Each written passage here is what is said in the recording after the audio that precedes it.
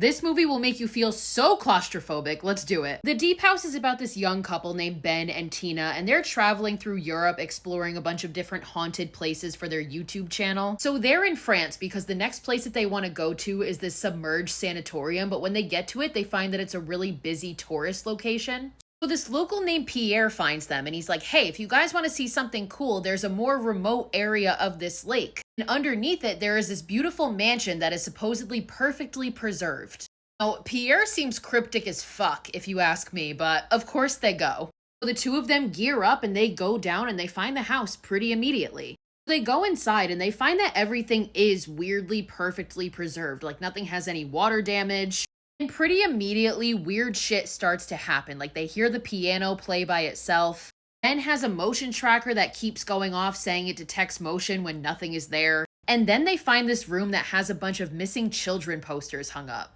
They also find pentagrams and all these crazy symbols and these scratches on the doors. So Tina wants to leave, but Ben is like, no. So they go on. And they get to this door that is blocked by this giant crucifix.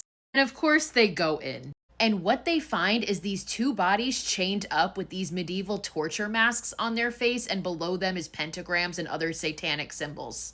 They also find a bunch of human body parts in jars.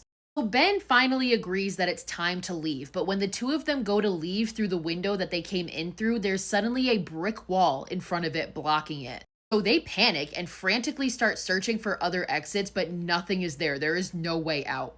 So they go back into the room with the bodies, and Tina notices that there is a grate above them, so she goes up and tries to open it.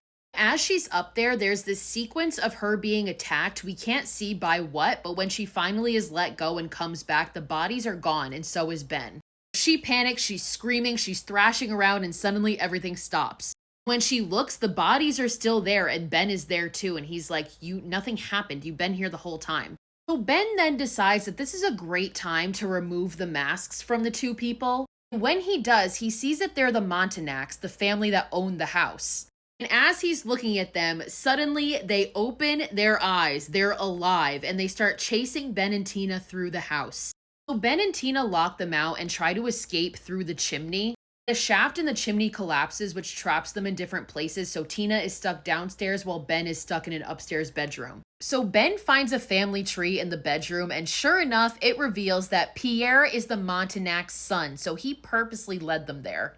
And then Ben hears somebody coming in the room, and he proceeds to be attacked by Sarah, who is the Montagnard's daughter, and she possesses him. Eventually, Tina finds him, and he's acting super fucking weird because Ben is not Ben anymore. There's this moment where the house makes her hallucinate that there is a snake in her mask, so she has to take it off. But eventually, Ben takes her down to the cellar where there is this projection screen. A reel starts playing and reveals that when Pierre was younger, he and his father would kidnap neighborhood children, and they would kill them and use them as a satanic sacrifice. So that's what all the missing children posters were about. Eventually, an angry mob showed up at the house to avenge their children, and they killed the Montagnards along with their daughter Sarah, but Pierre was able to escape. Ben is still possessed, and at this point is telling Tina, we need to join the family, we have to stay here. And now their air is rapidly declining, and Tina is at like 2%. In the cellar, Tina finds a shaft leading out, but as she goes to exit, Ben grabs her and drags her back in. She manages to stab him in the shoulder with her diving knife, which makes him snap out of it and come to.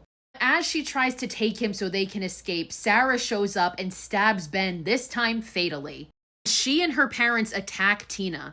Tina is now completely out of air, so she manages to escape them by taking off her diving gear. And the shaft works. It lets her out into the lake and she starts to swim to the surface. We see Tina struggling more and more as she goes for the surface, and right before she is about to make it, she drowns and she dies, and the movie ends.